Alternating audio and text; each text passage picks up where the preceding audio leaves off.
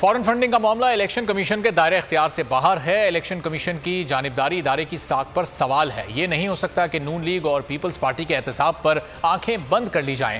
نالائق اعظم ٹویٹ کر رہا ہے کہ election commission foreign funding case کا فیصلہ کرے۔ فرخ حبیب کہتے ہیں شہباز شریف کے وینٹیلیٹر کا سوئچ عمران خان کے ہاتھ میں ہے۔ جس حکومت کی بنیاد لوٹوں پر تھی، ان لوٹوں نے انہیں کرش کر دیا۔ فرخ حبیب کا یہ بھی کہنا تھا کہ پی ٹی آئی نے فارن فنڈنگ کی طرح اسامہ بن لادن سے نہیں لیے تھے پیسے۔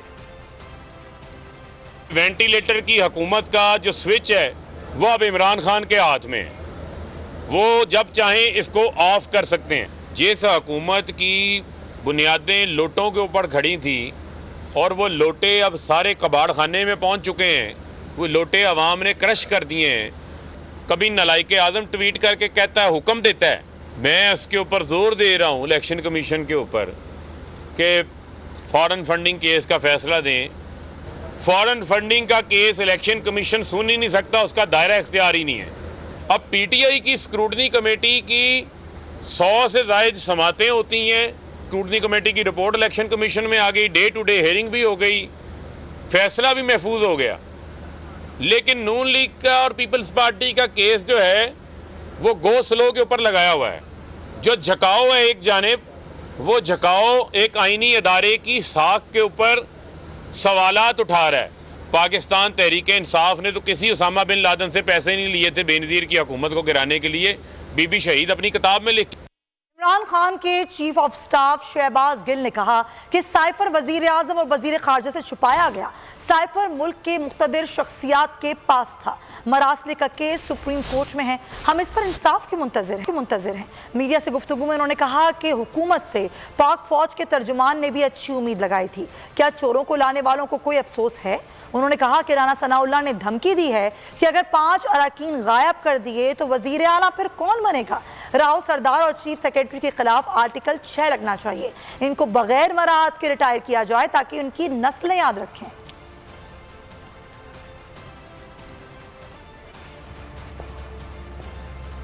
اور کیا انتخابی مہم چلانا صرف میرا کام تھا؟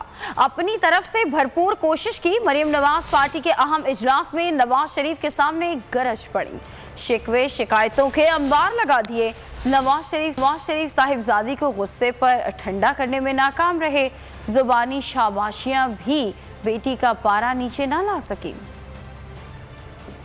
روٹھے پارٹی رہنماؤں کو مناؤں، ٹکٹ تقسیم پر ناراض ساتھیوں کی خفگی مٹاؤں، گلی گلی محلہ محلہ ریلیاں جلسے جلوس سیاسی پنڈال سجاؤں، مخالفین کے سیاسی حملوں کا جواب دوں، میں اکیلی کیا کیا کروں۔ پنجاب میں شکست فاش کے بعد مریم نواز پارٹی اجلاس میں کھل کر گرجی برسیں، والد کے سامنے شکایتوں کے انبار لگا دیے، اتنے شکوے گنوائے کہ انگلیاں کم پڑ گئیں۔ بیٹی کا غم و غصہ دیکھ کر نواز شریف بھی پریشان ہو گئے، بہت تسلی دی، خاموش کرانے کی کوشش کی، لیکن مریم کا لہجہ ٹھنڈا نہ ہوا۔ نواز شریف نے کہا، آپ نے شاندار اور بھرپور مہم چلائی، شاباش دیتا ہوں۔ ہمیں پتا ہے امیدواروں کے انتخاب میں مقامی رہنما اور ٹکٹ ہولڈرز ناراض تھے، کوتاہی آپ سے نہیں، مہنگائی اور پرانے ٹکٹ ہولڈرز کو ٹکٹ نہ دینا ہماری ناکامی کی بڑی وجہ بنے۔ اتحادیوں کے ساتھ مل کر اب نئی حکمت عملی بنائیں گے۔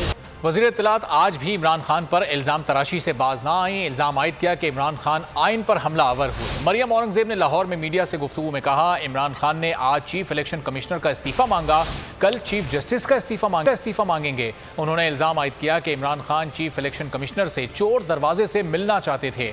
مریم اورنگزیب نے الیکشن کمیشن سے فارن فنڈنگ کیس کا فیصلہ سنانے کا مطالبہ بھی کیا۔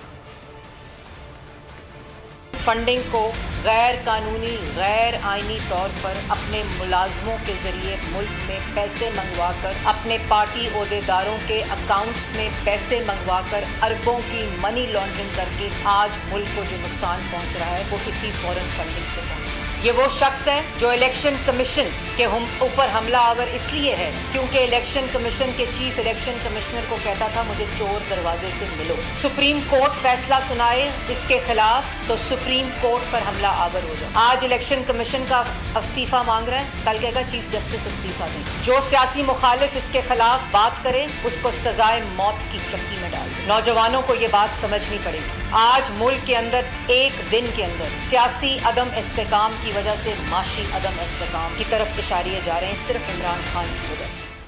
ये पार्लियामेंट नहीं, कौम के साथ मजाक है। पार्लियामेंट की हैसियत खत्म हो चुकी।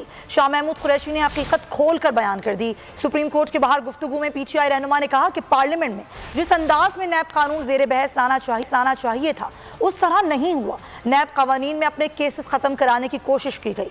करप्शन का मुकाबला करना सिर्फ इमरान खान की नहीं, इदारों और पूरी कौम की जिम्मेदारी है। उम्मीद है कि ये केस आगे बढ़ेगा और मंतकी अंजाम पर पहुंचेगा। अब ये कौम के साथ मजाक है।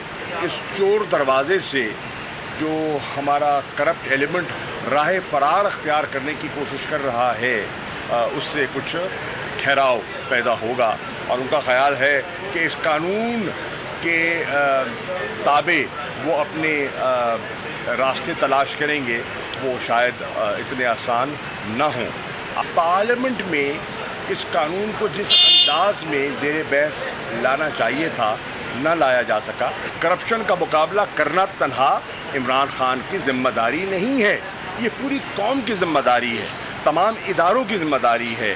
मैं तवक्को करता हूँ कि हमारी जो आला अदालतें हैं वो भी पाकिस्तान की टैक्स पेयर की पब्लिक मनी को प्रोटेक्ट करने के लिए अपना किरदार अदा करेंगी। इम्पोर्टेड सरकार मुल्क की मईशत की जड़ों में बैठने लगी। बरवक्त फैसला ना किया गया तो नाकाबिले तलाफी नुकसान पहुंच सकता है। पाकिस्तान तहरीक इंसाफ के मरकजी सेक्रेटरी जनरल असद उमर ने खबरदार कर दिया। डॉलर की ऊंची उड़ान, अवाम और ताजिर हैं हलकान। पीटीआई रहनुमा असद उमर ने तहफ़्फ़ुज़ात का इजहार कर दिया। कहते हैं करेंसी मार्केट में इंतहाई खतरनाक सूरत हाल पैदा हो रही है। डॉलर 221 को क्रॉस कर चुका है। पाकिस्तान को इस सूरत हाल से शदीद नुकसान पहुंच रहा है। असद उमर ने कहा कि इम्पोर्टेड हुकूमत का हर घंटा मुल्क पर भारी साबित हो रहा है। गैर फितरी और बैरूनी मुदाखलत से लाया गया निज़ाम तबाही ला रहा है। अगर जल्द इस निज़ाम को ख़त्म ना किया गया तो मुल्क को नाकाबिले तलाफी नुकसान पहुँचेगा। अब वक्त है कि बेहतर फैसला करके पाकिस्तान की बेहतरी की जाए।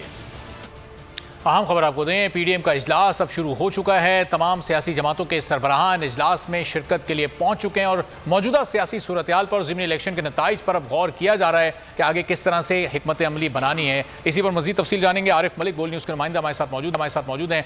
आरिफ, क्या इस वक्त सूरत-ए-हाल है? आसिफ जरदारी यहाँ पहुँच चुके, तमाम अहम जो जमातों के सरबराहान हैं वो भी यहाँ पर मौजूद हैं इजलास में। जी, इस वक्त जो है वो तमाम इत्तेहादी जो है जो पाकिस्तान मुस्लिम लीग नून के साथ हैं वो माल्टन शहबाज शरीफ की रिहाइशगाह पर पहुंच चुके हैं और इस वक्त जो इजलास है वो शुरू हो चुका हुआ है। इस इजलास के अंदर जो सबसे अहम जो नुक्ता है वो ज़िमनी इलेक्शन जो पाकिस्तान मुस्लिम लीग नून पंजाब में हारी, इस हवाले से तबादला ख्याल किया जा रहा है और जो वफाकी हुकूमत के हवाले से डिस्कशन की जा रही है कि वफाकी हुकूमत, क्योंकि नून लीग चाह रही है कि वफाकी हुकूमत रहे और इलेक्शन वही करवाएं जो 1 साल टेन्योर में रहता है, वो 1 साल टेन्योर पूरा करें और फिर इलेक्शन करवाए जाए। ये नून लीग की अपनी राय है, वो राय इन इत्तेहादियों को सामने रखेंगे कि वो इस राय के साथ जाना चाहती है, लेकिन जो दूसरे दीगर इत्तेहादी हैं उनसे इसके ऊपर मुशावरत की जाएगी। दूसरा जो आज पंजाब में जो अपसेट हुआ है, पाकिस्तान तहरीक इंसाफ जो 15 नशिस्तें जीती हैं, उस हवाले से तबादला ख्याल किया जाएगा कि आया कि अब वज़ीर आला पंजाब का इंतखाब जो है 22 जुलाई को होने जा रहा है, उसके हवाले से क्या हिकमत अमली अपनाई जाए, क्योंकि इससे कबल जो है हमजा शहबाज सूबाई असम्बली के अंदर ये ऐलान कर चुके थे कि अगर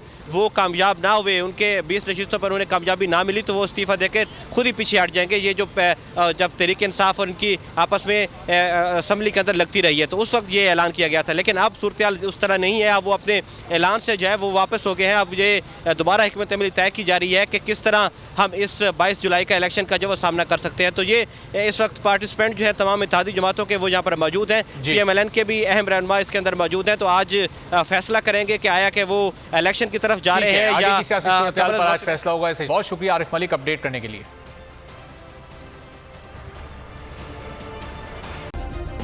सब्सक्राइब करें और बेल दबाएं ताकि कोई खबर रह न जाए।